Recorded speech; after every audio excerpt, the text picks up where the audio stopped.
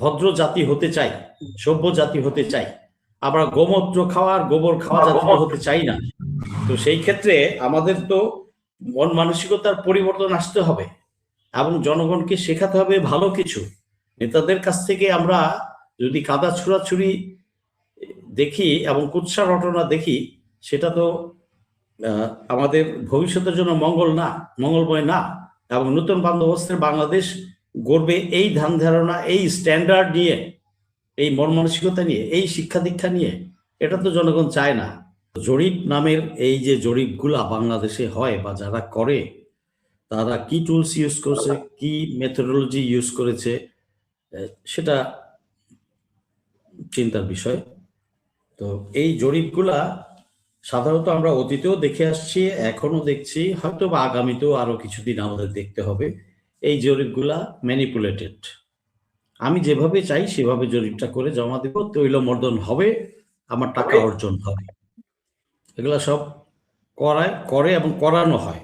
আচ্ছা, নিরপেক্ষ জরিপ সংস্থা বাংলাদেশে আছে বলে আমার জানা নাই। আচ্ছা, যদি এখানে বিদেশি কোনো জরিপের কথা হতো, কারা করেছে সেটা জানলে মন্তব্য করা সহজ হতো। এখানে জরিপটা করেছে কত তারিখে আর আজকে কত তারিখ, প্রতিদিনই কিন্তু মাঠের অবস্থা চেঞ্জ হচ্ছে, পরিবর্তন হচ্ছে।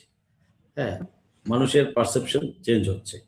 আর রাজনৈতিক দলগুলোর খেলাধুলাও এক এক দিন এক এক রকম হয়ে আসছে।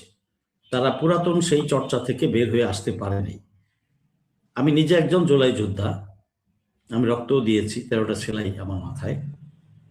এই যে 2000 শহীদ হলো এবং 30 থেকে 35,000 পঙ্গু হলো, এই যে এত বড় একটা ত্যাগ, তার বিনিময়ে যে আমরা নতুন বাংলাদেশটা পেলাম, হাসিনাকে নির্বাসনে পাঠালাম, পুরা ফ্যাসিস্ট দলটা নির্বাসনে গেল, তো কি লাভ হলো?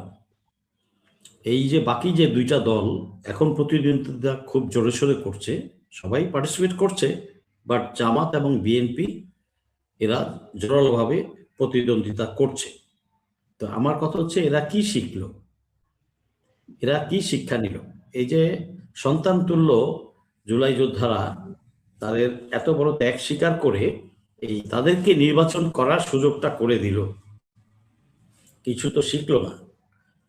আমরা চাই, জনগণ চায়, জুলাই যোদ্ধারা চায় নতুন বাংলাদেশ গড়ে উঠবে, নতুন বন্দোবস্তের বাংলাদেশ গড়ে উঠবে। কিন্তু সেখানে আমরা সেই পুরানো চর্চাগুলাই দেখছি। কবে এদের বোধোদয় হবে এই রাজনীতিবিদ সাহেবদের? এরা সেই পুরানো ধাঁচ থেকে, পুরানো ফরম্যাট থেকে বের হয়ে আসতে পারেনি। আমার কথা হচ্ছে, আপনি রাজনীতি করবেন, আপনার করার অধিকার আছে, প্রতিটা নাগরিকের করার অধিকার আছে, কিন্তু আমরা তো চাই নতুন ভালো কিছু, অপসংস্কৃতি থেকে বের হয়ে এসে, অপরাজনৈতিক ধারা থেকে বের হয়ে এসে নতুন ধারা সৃষ্টি করবে।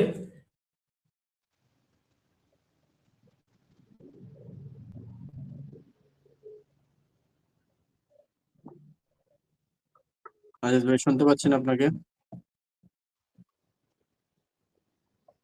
এবং একে অপরকে ঘায়েল করে যাচ্ছে, একে অপরকে ঘায়েল করে যাচ্ছে বিভিন্ন কটূক্তির মাধ্যমে, এমনকি মারামারি হানাহানিও করছে।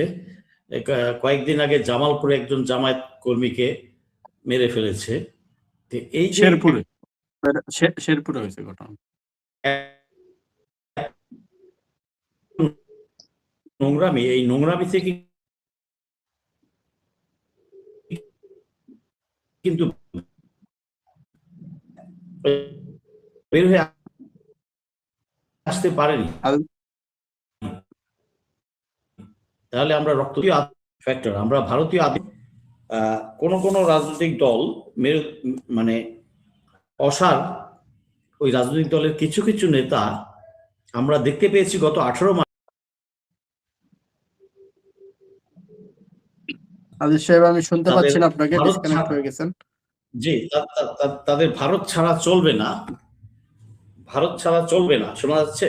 ভারত ছাড়া চলবে না, এই যে মন মানসিকতা তারা প্রদর্শন করছে, এটা তো আমরা চাই না। এটা দেশে মানুষ আর পছন্দ করে না, কেউ করে না। এই ভারতীয় আধিপত্যবাদ ভেঙে দেওয়ার জন্যই তো জুলাই হয়েছে এবং আমরা রক্ত দিয়েছি। তো সেই একই বন্দোবস্তে তারা বিশ্বাস, এবং প্রেসক্রিপশন ন্যারেটিভ সব ওই পার থেকেই আসে। কেন? আমরা তো জানি ওরা আধিপত্যবাদ বজায় রাখার জন্য দুই দলের মধ্যে লাগিয়ে দিবে।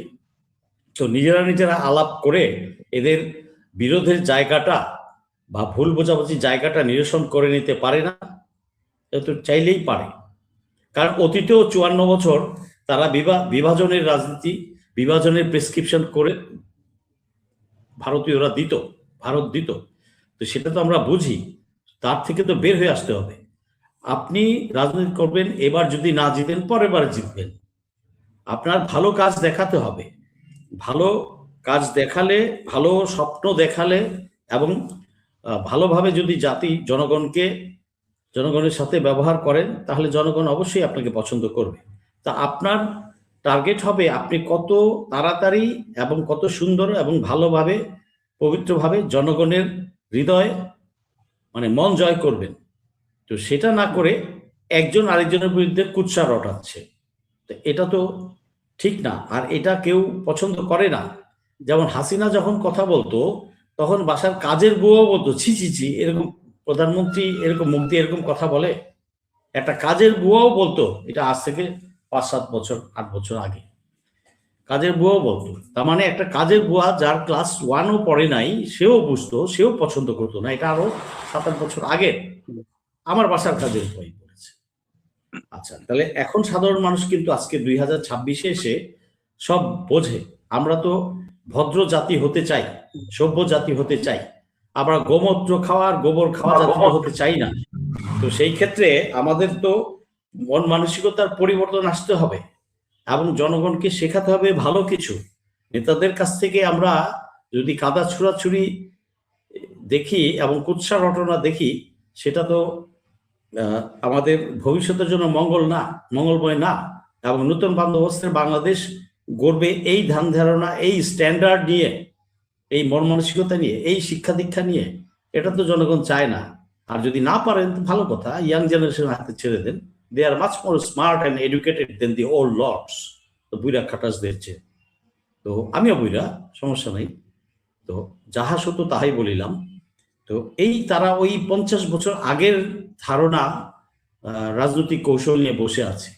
দুনিয়া যে কোথায় আগে গেছে সেটা আমরা একটুও খেয়াল করি না। তো এখানে আমি বলবো যে আমাদের জনগণকে শিক্ষা দিতে হবে, রাজনীতিবিদদেরকে শিক্ষা দিতে হবে, জনগণকে এগিয়ে আসতে হবে। জনগণকে কিভাবে শিক্ষা দিবে, কোনটা ভালো মন্দ বিবেক দ্বারা যাচাই করে সেই প্রার্থীকে তারা ভোট দিবে। তারা ভোট ব্যাংক লুটের রাখে আর দেওয়া উচিত না, ঋণ খেলাপিকে আর দেওয়া উচিত না, দ্বৈত নাগরিককে আর দেওয়া উচিত না। আমরা দেখেছি এই মুখের কথায় তো অনেক মিষ্টি মিষ্টি কথা বলে, তো সেই মিষ্টি মিষ্টি কথা দিয়ে তার হবে না। আচ্ছা, এখন আমি আসি যে জরিপে, এই যে জরিপ করলো এর অ্যাকিউরেসি কতটুকু নাই? আচ্ছা, এই জরিপ কয়েকটা 5,000 লোকের উপর জরিপে কি আসে যায়, আর কতদিন আগে করেছে, আজকের কি জরিপ তো এগুলো জরিপ তো এই দেশে অনেক হয়। আর এগুলা জনগণকে ধোঁকা দেওয়ার জন্যই জরিপগুলা করায়। কোন দল করায় আমি জানি না, কারণ আমাকে তো তারা রাখে নেই বা ডাকেও নেই অ্যাডভাইজার হিসেবে, সো আই ক্যানট সে। তো এই জরিপ, আমি বলবো জনগণকে এই জরিপ দেখে বিভ্রান্ত হবেন না। আপনি আপনার এলাকার যে 7 জন ক্যান্ডিডেট দাঁড়িয়েছে তার মধ্যে কে সৎ, দেশপ্রেমিক, সাহসী এবং ইনসাফে বিশ্বাসী, দেশের জন্য মানুষের জন্য কাজ করবে এবং আধিপত্যবাদ বিরোধী মন মানসিকতা আছে, অন্য রাষ্ট্রের দালাল হবে না, এইরকম মেরুদণ্ড সম্পন্ন লোককে আপনি ভোট দিবেন। আর সাথে হা ভোট দিবেন। হা ভোটটা কোনো দলের জন্য না, কোনো প্রার্থীর জন্য না,